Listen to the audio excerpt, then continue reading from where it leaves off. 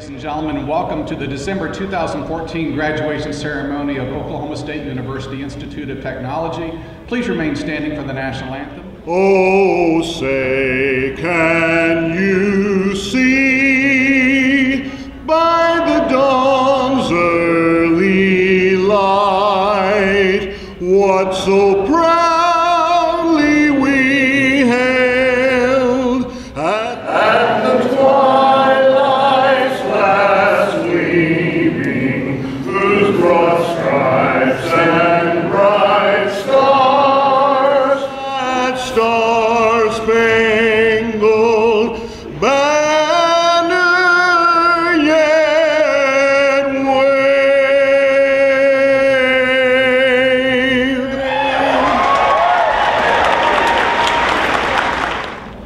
I would like to thank each of you for being here today to help us make this a special occasion for all of the members of the 199th graduation class of OSUIT.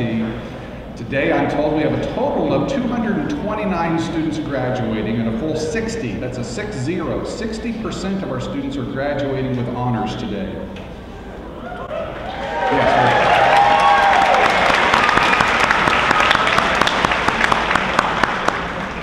to give you a breakdown, there's 22 students that are graduating summa cum laude, that's the highest honor, that's a grade point average of 2.8 or above. 45 students are graduating magna cum laude, which is a 3.5 to 3.8, and 71 are graduating cum laude with a grade point average of 3.0 to 3.5. And each of these honors graduates are identified in your program, so and they're also wearing a special medallion here today. In addition, it will be easy to recognize the members of our International Scholarship Society known as Phi Theta Kappa by the gold stoles that they are wearing with their academic regalia. Now, I must tell you folks that these kind of academic honors, they don't come easily. If they deserve our recognition, could you please help me in recognizing the outstanding work of all of these honors graduates?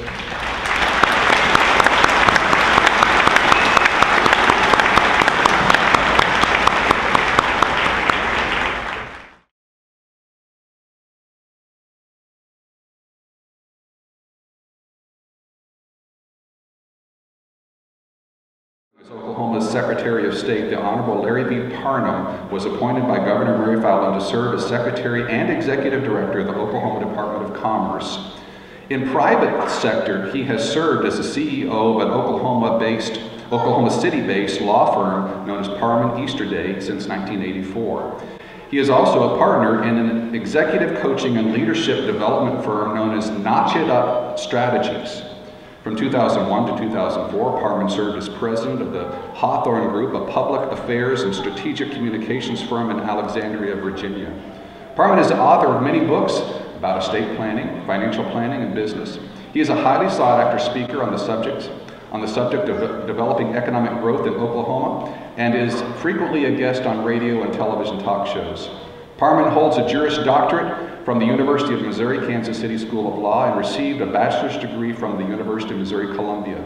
He is a member of the Oklahoma and Missouri Bar Associations and the American Bar Association, as well as the American Academy of Estate Planning Attorneys, and is licensed to practice before the Supreme Court. Please help me welcoming our commencement speaker, Secretary of Commerce, Larry Parman.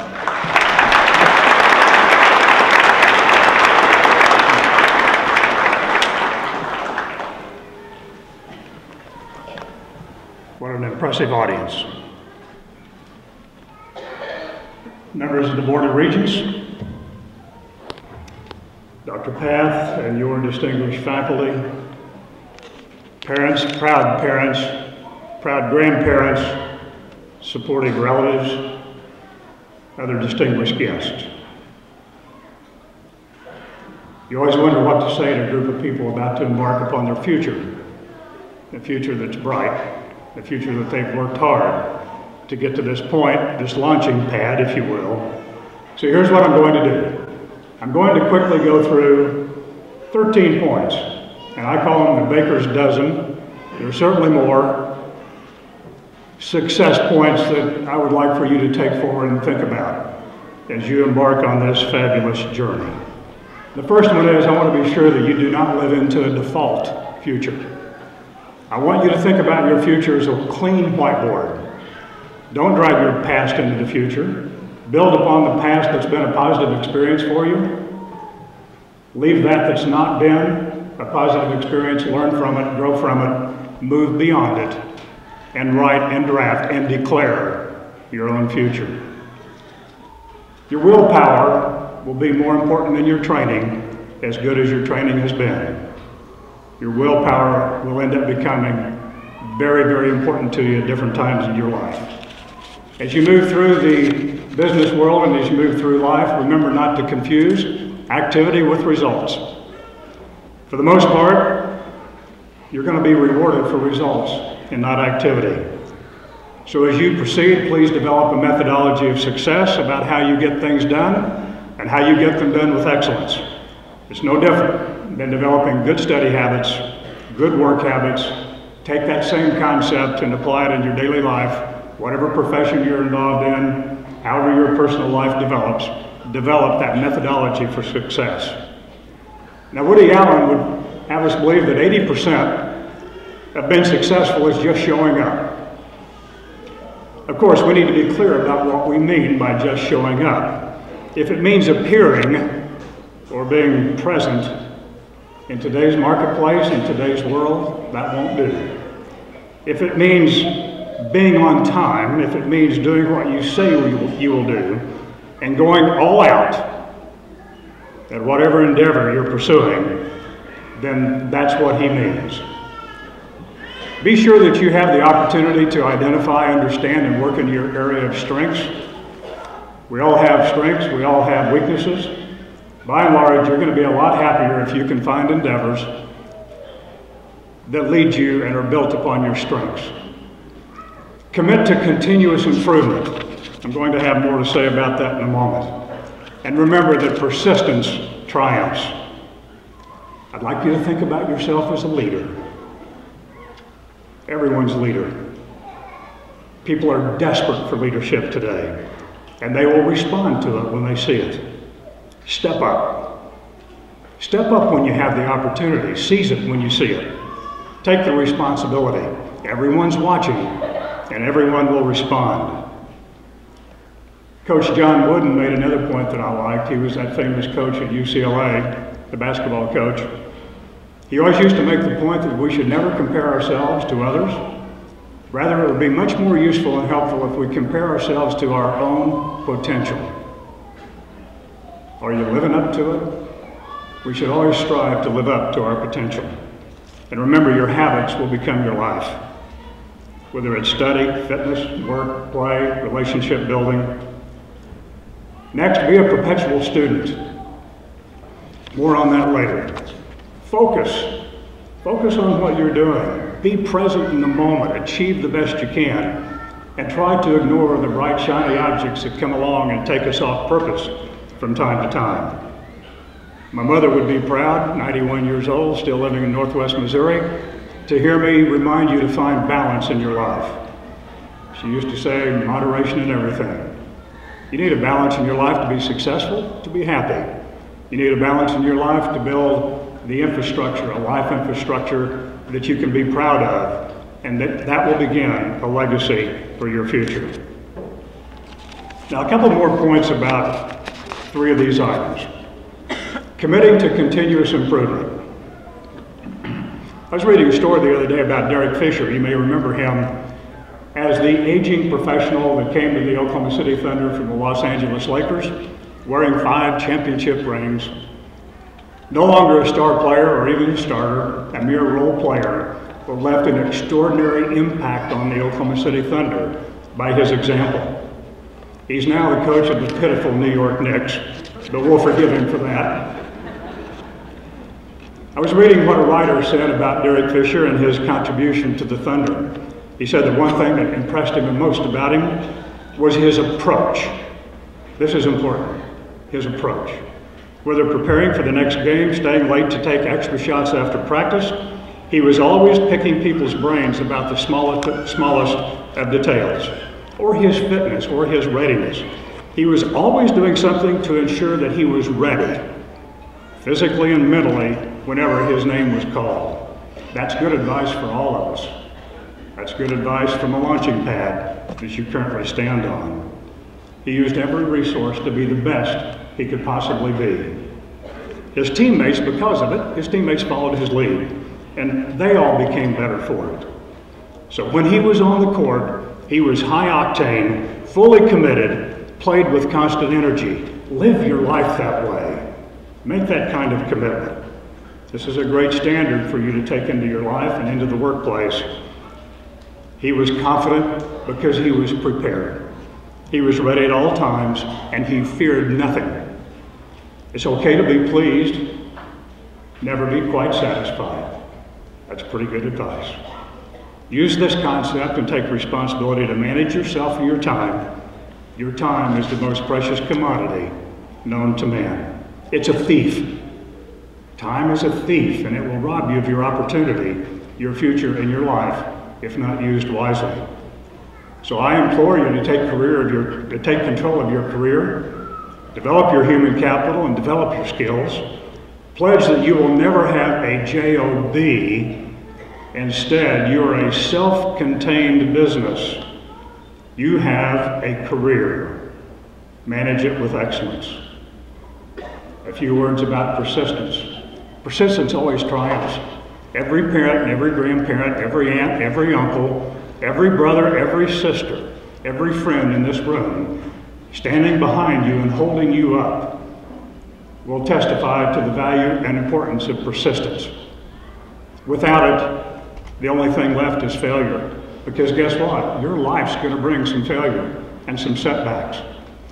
I ask you not to think about it, the things that happen to you in terms of success and failure. Just think about them as outcomes. You're either getting the outcomes you want or the outcomes you're not. But if you're not getting the outcomes you want, persist.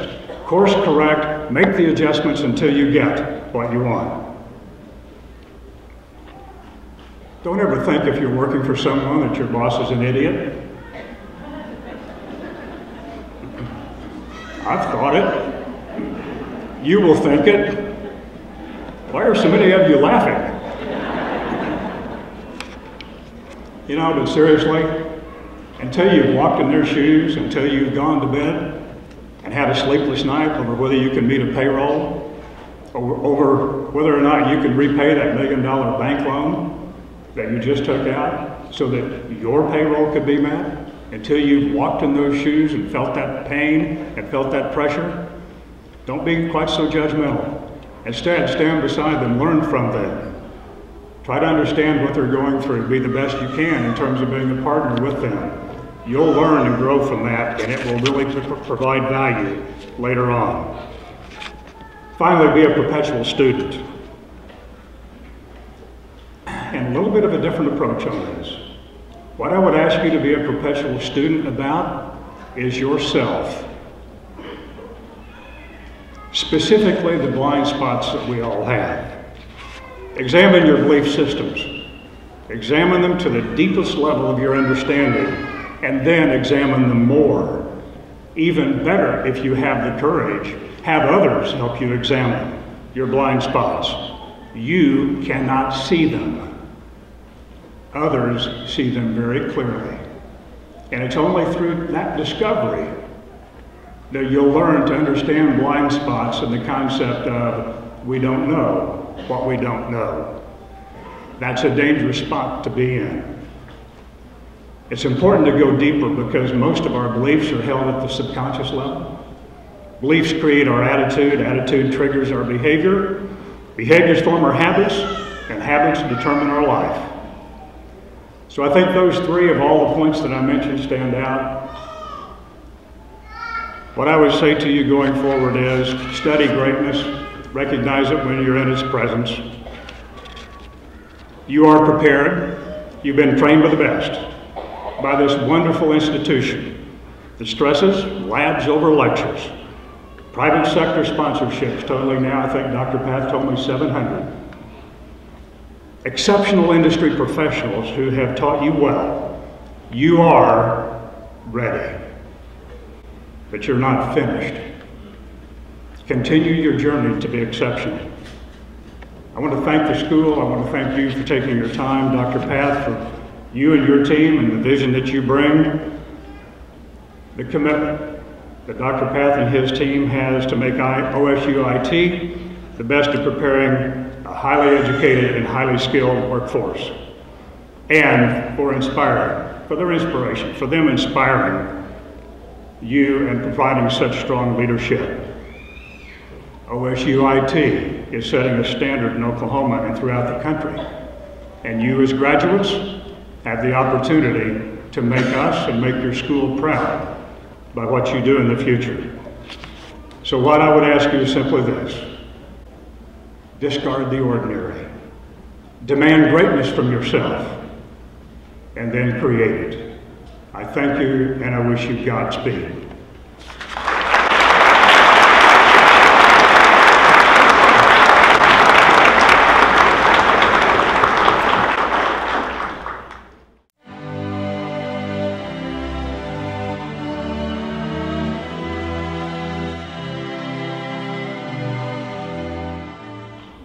Adrian F. Tulsa is graduating with an Associate in Applied Science in Information Technologies and plans to continue her education and work toward a Bachelor of Technology in Information Technologies from OSUIT. Lester has been involved with several campus organizations, including the Association of Information Technology Professionals, Network Gaming Executives, the Student Government Association, Phi Theta Kappa, and Student Veterans of America. She also served as Vice President and President of AITP. Lester also works in OSUIT's Veteran Students Office as a work study. I truly enjoy helping the veterans. Being one myself, I understand what they're going through when they come in to apply and turn in their paperwork, she said. I'm able to answer questions that some others are not able to, and this helps relieve some of the stress that is put on veterans when they come in needing assistance. Lester said she chose OSUIT because it was the quickest and smartest way for her to earn a bachelor's degree and get hands-on training at the same time.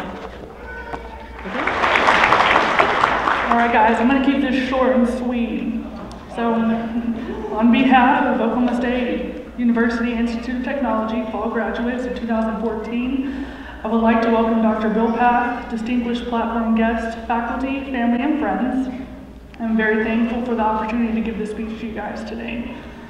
I want to take a moment to congratulate you all. We've gone through many hardships with professors who are difficult, late night cram sessions, midterms, finals, and all in between. We have also had blessings such as passing tests we never thought we would, making friends that have helped us through the hard times, and also for Ikes, who have been many of our late night getaways. Through the good and the bad times, we have accomplished so much. To some, this is the last thing you do before you enter the workforce. For many of us, such as myself, we will continue on. Cherish today and this time. You have worked so hard for what you have got today. In the process of writing this speech, I ran across a few quotes that I'd like to share with you guys. Your time is limited, so don't waste it living someone else's life. The noise of others' opinions drown out your own inner voice. And most important, have the courage to follow your heart and intuition. Steve Jobs. Do one thing at a time. Give each experience all your attention. Try to resist being distracted by other sights and sounds, other thoughts and tasks. And when it is, guide your mind back to what you're doing. John Walsh. And the last quote is by Ellen DeGeneres. Follow your passion, stay true to yourself, never follow someone else's path unless you're in the woods and you're lost. And you see a path, then by all means you can follow that one. So in closing, you're off to great places. Today is your day, your mountain is waiting, so go on your way. Dr. Seuss. Congratulations and God bless.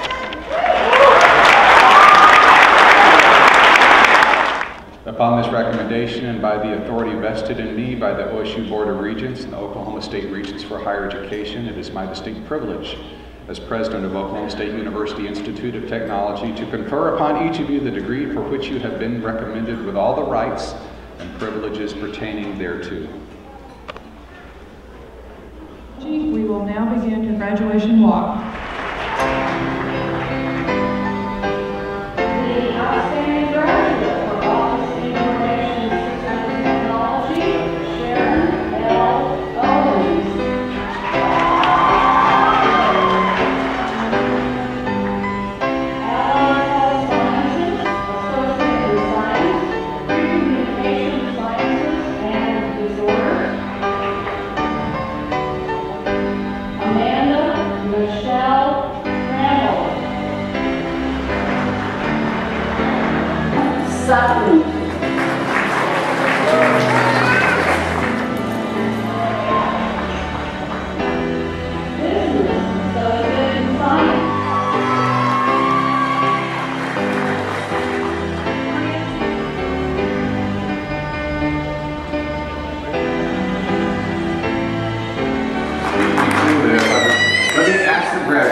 signify a very important event in your life, you may now turn your tassels from the right to the left. Let's give them a round of applause.